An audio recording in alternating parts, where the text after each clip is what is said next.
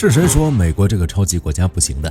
大家看看现在的网络，到处都是能让键盘侠高潮的内容，什么美军工业大缩水，国防储备见底，超级国家体系正式崩溃等等。听起来这个昔日的战场最终 BOSS 似乎已经老到连路都走不动了，甚至有人开始预测下一场大规模冲突就是这个超级国家的葬礼。但火力军今天要在这里泼一盆冷水，带大家看清一个极其冷酷甚至让人感到恐惧的战略现实，那就是美军不但没有衰落，反而正在利用一条隐形血条的策略，完成人类史上最惊人的战略重组。在火力军眼里，2026年的美军在全球格局中的真实状态，就像电子游戏里最难对付的 BOSS 一样，不是因为他血量厚到打不完，也不是因为他防御力爆表，而是因为他头顶上根本不显示血条。只要你看不到他的血条，你就无法选定他，更无法击败他。今天我们就通过一份让五角大厦彻夜难眠的 NDIA 国防工业生命体征报告，去拆解这个超级国家如何在工业大失血的阴影下，依然能维持着降维打击的能力。为什么美军敢在弹药库见底的情况下依然横行全球？精彩资讯马上开始。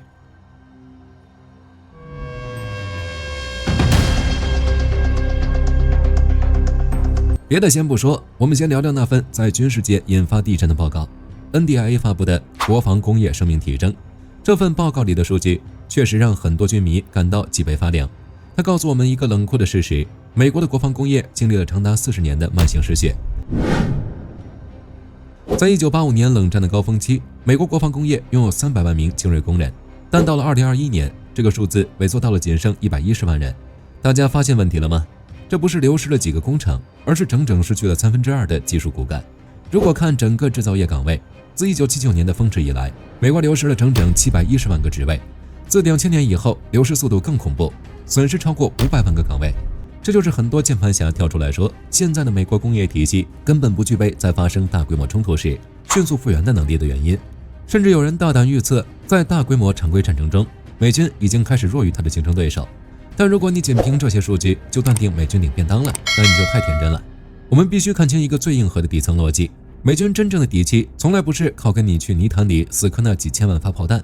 这个国家真正的王牌只有一条，那就是在全球绝大多数的战略方向拥有快速集中海空军兵力执行毁灭性打击的能力。就这一条足够了。它不需要每座工厂都冒烟，它只需要确保手里的现货能精准砸到你的指挥部上方。这就是 BOSS 的第一个特征。他虽然手在抖，但他手里的重锤依然是领先时代的黑科技。这时有人可能依旧嘴硬的会说，美国不照样流失了很多技术人才吗？但火力军想说，我们必须理解一个深刻的军事演进概念，那就是现代战争已经从劳动力密集型彻底转向了资本与科技密集型。美军已经不再依靠产量取胜，不再依赖敲铁皮了。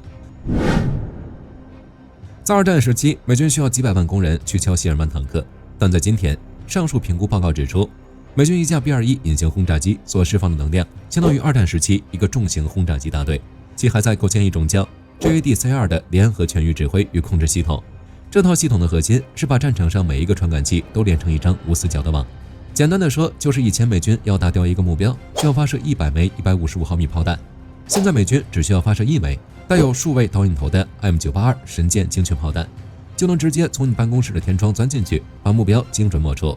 这就是为什么美军在工业萎缩的危险期依然保持着极强的战略定力。美军始终保持着人类最高等级的清醒，他不跟对手拼消耗性物资的产量，他跟对手拼战场单向透明。只要美国依然维持这种战略弹性，通过非军事手段对竞争对手进行遏制，美军依然可以维持这种肆无忌惮的全球干涉能力，直到下一代人成熟。这就是 BOSS 的第一个隐形装甲。他的身体虽然在变轻，但他大脑的运算速度领先你一个时代。那如果这种战略定力遇上了一个拥有无限产能想要入关的对手呢？火力军先来解释一下何为入关学。当年有人提出速胜论，认为只要动作够快就能打破大明王朝的封锁，但火力军更赞同另一种深层观点：如果大明体系一直相信时间在我，保持战略定力，只要能挺过那段最艰难的小冰河期，再次整合手中恐怖的资源向外发力，那么对手即便耗尽全族血肉，也无法与整个体系相匹敌。这个逻辑现在正完美套用在如今的美国和他的竞争对手身上。很多人觉得美军的工业衰退是不可逆的转向，但 NDIA 的报告提到，美国的有识之士已经集体觉醒，他们正在重新组织军工复苏，疯狂加大军事开支。虽然5年10年内这些努力看起来进度慢到让人傻眼，甚至很多钱都被浪费在了繁文缛节和昂贵的研发上，但20年、30年之后呢？当这个超级国家重新完成制造业回流和能源自给自足，当它挺过了这段最危险的工业空白期，难道你真的以为这个世界上只有你能搞大规模补课计划吗？美军现在的弱是相当于他海湾战争时期那种上帝般的碾压，但他那种领先全球1个世纪的海空一体化能力依然是一道普通国家翻不过去的高墙。他现在只需要一个字：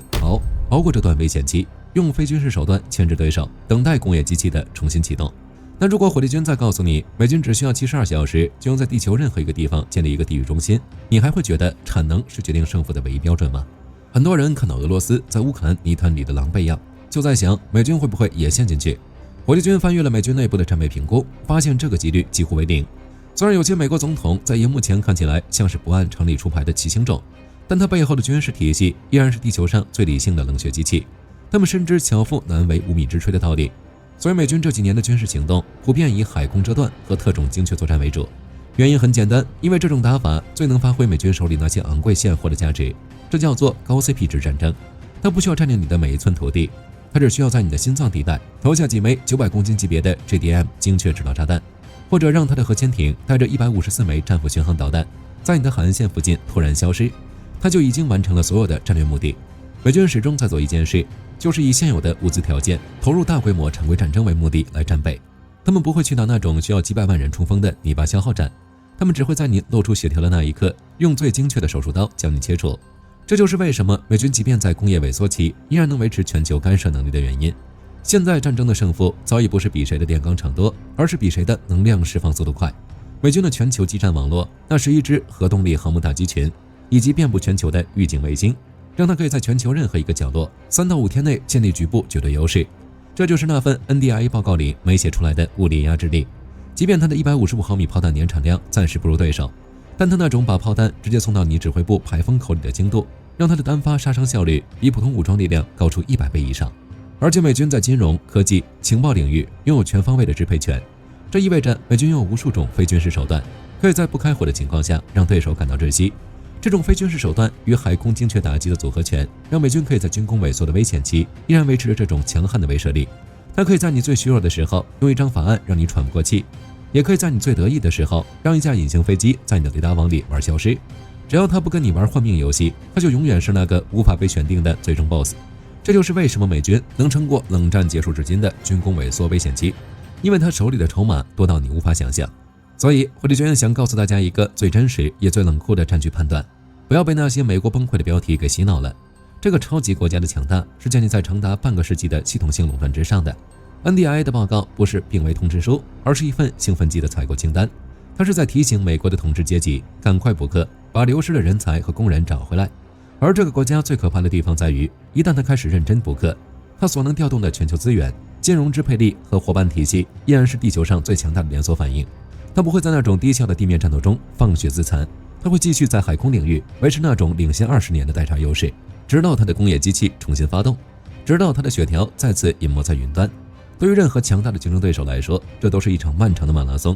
任何指望速胜的想法，在这种怪物面前都是极其危险的战略误判。这是一场关于智慧、定力与时间的长跑。如果你只盯着它那生锈的炮弹箱，你就会错过它正在背后磨亮的那柄足以斩断时代的神剑。美军到底行不行？看看那些在深夜里依然保持静默的核潜艇，你心里就有答案了。视频最后，大家觉得在2030年之前，美国能完成它的军工复兴吗？或者你认为这种技术工人与制造业的流失会成为美国不可逆的时代转向吗？欢迎在评论区留下你的看法，我们一起深入讨论。我是火力军，我们下期再见。好的，各位观众朋友们，我们频道一直在聊真实的军事资讯和武器装备，后台也经常有朋友问，有没有值得推荐的入门级模型？今天就和大家分享一款近期接触到的产品。首先，它的外形还原度做得相当不错，比例准确，武器上的一些关键细节和标识也都有体现，材质也说得过去，拿在手上有不错的分量感。其次，它具备一定的可动性，对于理解基础操作原理有一定帮助，让它不仅是个静态摆件。综合它的做工和可玩性来看，价格确实比较亲民。对于想入门模型收藏，或者单纯想在桌上贴一个摆件的朋友来说，是一个性价比很高的选择。商品链接已经给你们上了，感兴趣的朋友可以自行了解。